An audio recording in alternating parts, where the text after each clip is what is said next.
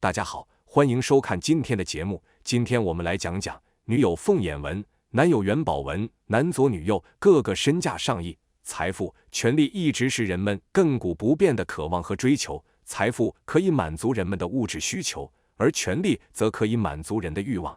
每个人都希望自己能够大富大贵，但是每个人自咕咕落得的那一刻起，就注定了不同的身份和阶层。而这些身份会对他们的未来遭遇产生巨大的影响，并不是所有人都那么好命。传统手相学可以根据一个人男左女右、手掌相形，断定出一个人的富贵贫穷。手相并不是一成不变的，手相的变化代表着不同运势的改变，也是未来命格的特征。而手掌中的纹理则是人运势的密码。如果你的手掌中生有宝镜纹的话，预示你命中带财，大富大贵是早晚的事情。何为宝镜纹？所谓宝镜纹，顾名思义就是手中有圆形的纹理，一卷一卷层层围绕，如宝镜一样握在手掌之中。这种特殊纹理十分罕见，是官印、权威的象征。掌中生有宝镜纹的人胆识非凡。宝镜纹在相术中被视为财权的象征。掌中生有宝镜纹的人大多胆识非凡，心思缜密，心胸宽广，处事手法非常有魄力，有大将风范，能够担任指挥官、武官、军事顾问等职位，命运不凡。这种纹理如果位于乾宫、坤宫以及对宫3个手掌区域内，则正财相当稳定，步步高升，命中还会有不少偏财出现。出现在其他掌宫上，则意味着会从事律师、咨询、培训等行业，并因此获利丰厚。提醒：当然，手相学是必须要讲究因人而异的。一些吉祥掌纹的出现，虽然是有好运的征兆，但还要看整体手相，才可预知能否将运势激发出来。而且无论做什么事情，自己的努力是不能少的。好的手相面相只能为你的努力提供助力，要实现自己的梦想，终究靠自己打拼，并不是你拥有好的掌纹就一定会怎么样。同样需要脚踏实地的努力。现代心理学家包括医学家也已发现并证实，人的手相无时无刻不在变化，你的思想和行为无时无刻不在雕琢你的掌纹并留下痕迹。所以与其临渊羡鱼，不如退而结网，努力充实改变自己才是上策。第二，由手指看财运好坏。拇指。拥有厚实拇指的人，用钱的观念十分实在，不会将钱花在过分夸大感官享受的事情上，如华丽的衣服和美食，在这种人的眼中是极为不实际的。这样的人对生活的要求很简单，为人也相当务实，说一是一，不会有太多的心机。平而薄的拇指与厚实的拇指正好相反，这样的人不喜欢一板一眼的日子，性格具有神经质的特性。假如拇指又平又短，对于理财则会有过于谨慎守旧而变得优柔寡断的情形出现。食指。食指在手相学中通常意味着支配欲、权力欲与一个人的进取心，所以食指较长的人性格也比较顽强，相当具有企图心。食指过长，性格偏强硬，爱出风头，有财大气粗的性格，往往很难存得住钱。这种类型的人，就算钱赚得多，花的也多，所以节制挥霍的欲望和消费习惯是根本之道。中指。中指是4根手指中最长的，而且位于5根手指头的中心，象征一个人的命运。中指假如生得过短，则是缺乏耐性和冲动的表示。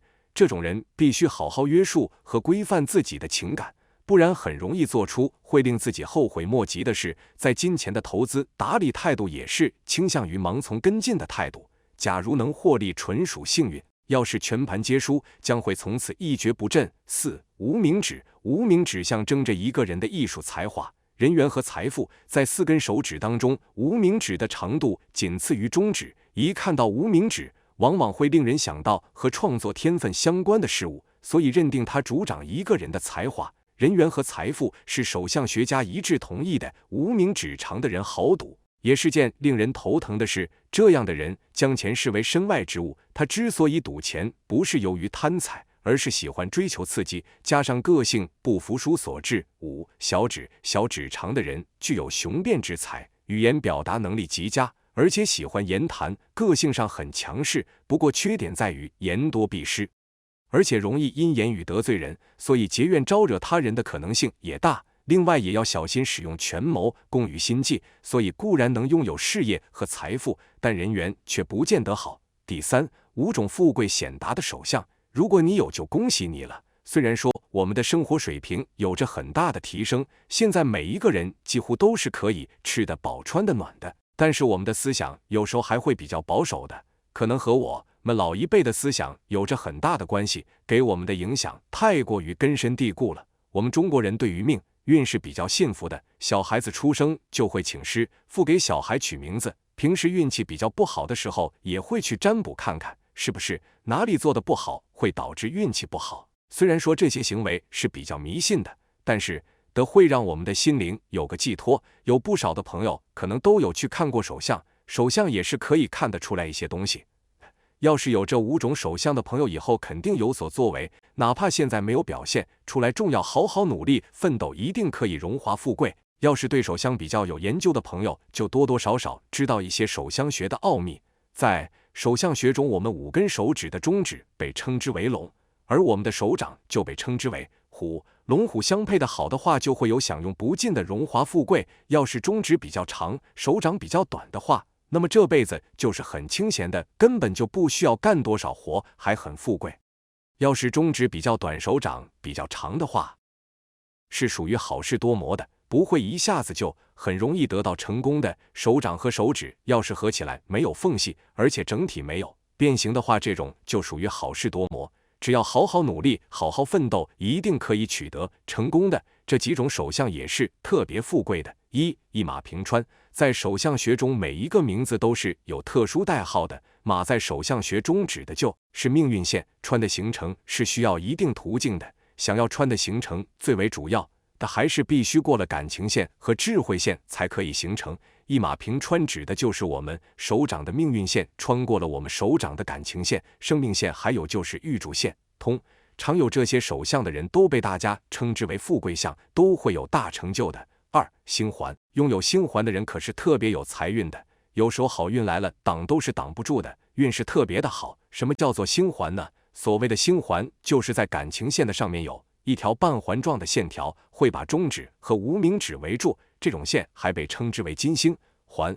这条线要是越明显的话，就代表你的财运越好，很快就可以有所成就。